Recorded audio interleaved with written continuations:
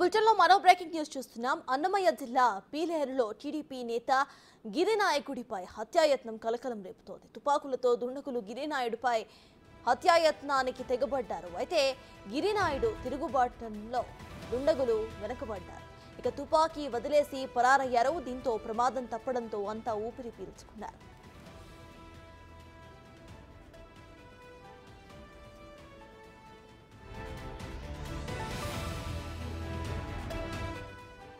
కావలిపల్లె TDP ఇన్ఛార్జ్గా పనిచేస్తున్నారు గిరినాయుడు. ముఖాలకు మంకీ క్యాప్స్, చేతులకు నల్లని గ్లౌజ్ ధరించి దుండగులు గిరినాయుడు ఇంట్లోకి చొరబడ్డారు. అయినా గిరినాయుడు కుటుంబ సభ్యులు ధైర్యంగా ముసుగు వ్యక్తులపై తిరగబడ్డారు. దీంతో చేసేదేమీ లేక తుపాకీ వదిలేసి పారిపోయారు.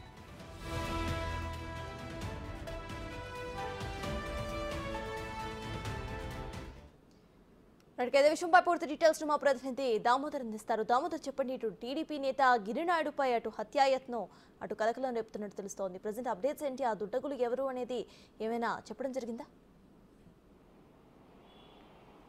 సర్తాజ్ పీలేరు నియోజకవర్గము పీలేరు మండలం ఒంటిల్లు గ్రామానికి చెందిన గిరినాయుడు కాలువపల్లి క్లస్టర్ ఇన్ఛార్జిగా పనిచేస్తున్నాడు.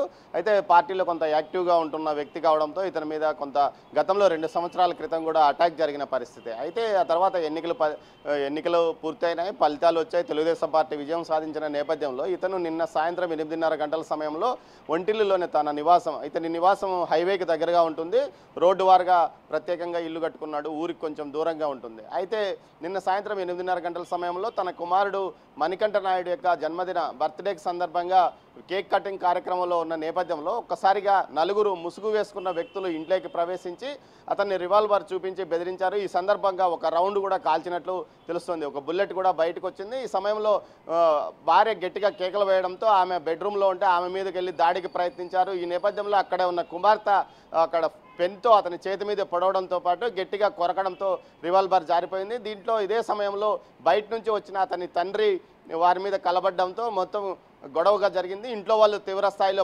ప్రతిఘటించడము, కేకలు వేయడంతో వారు బయటికి వెళ్లారు. ఈ సందర్భంగా గ్రామస్తులు రావడంతో వారు పరారైనట్లు తెలుస్తుంది. దీనికి సంబంధించి వెంటనే స్థానిక టీడీపీ ఎమ్మెల్యే కిషోర్ కుమార్ రెడ్డికి సమాచారం అందించడము, వెంటనే ఆయన పోలీసులకు తెలియజెప్పడంతో పోలీసులు అక్కడికి వచ్చి సమాచారాన్ని సేకరించుకున్నారు. ఏదైతే అక్కడ వదిలిపెట్టిన పిస్తల్ని కూడా స్వాధీనం చేసుకున్నారు, అదేవిధంగా బుల్లెట్ను కూడా స్వాధీనం చేసుకున్న పరిస్థితి. దీంతోపాటు క్లూస్ టీమ్స్ కూడా అక్కడికి వచ్చి పరిశీలించారు. మొత్తం మీద ఈ ఘటనకు సంబంధించి రాయచోటి డిఎస్పీ ప్రత్యేక టీములను పంపించి పర్యవేక్షణ చేస్తున్నారు. ముఖ్యంగా నిందితుల కోసం గాలింపులు జరుపుతున్నారు. ఏదైతే నిందితులు స్పష్టంగా తెలుగు మాట్లాడారని, అదేవిధంగా వారు కలకడ వైపు పారిపోయారని కూడా గిరినాయుడు తెలియజేశారు. మొత్తం మీద దీనికి సంబంధించి అసలు గతంలో ఇతని మీద దాడి చేసిన వ్యక్తులే మరోసారి దాడికి ప్రయత్నించారా, నిన్ను చంపుతాము, నీ కుటుంబాన్ని లేకుండా చేస్తామంటూ కూడా వారు తీవ్రస్థాయిలో బెదిరించారని గిరినాయుడు చెప్తున్న నేపథ్యంలో ఖచ్చితంగా ఇది వైకాపా నాయకులే చేశారంటూ కూడా ఆయన తేల్చి చెప్పారు. మొత్తం మీద ఈ ఘటనకు సంబంధించి ఎన్నికల్లో యాక్టివ్గా పనిచేయడంతో పాటు ఇతని క్లస్టర్లో కొంత మెజార్టీ కూడా ఎక్కువగా రావడంతోనే ఈ విధంగా తన మీద ప్రత్యర్థులు దాడికి పాల్పడ్డారని కూడా అతను భావిస్తున్నాడు, అతను చెప్తున్నాడు. సర్తాజ్. Thank you Damodar.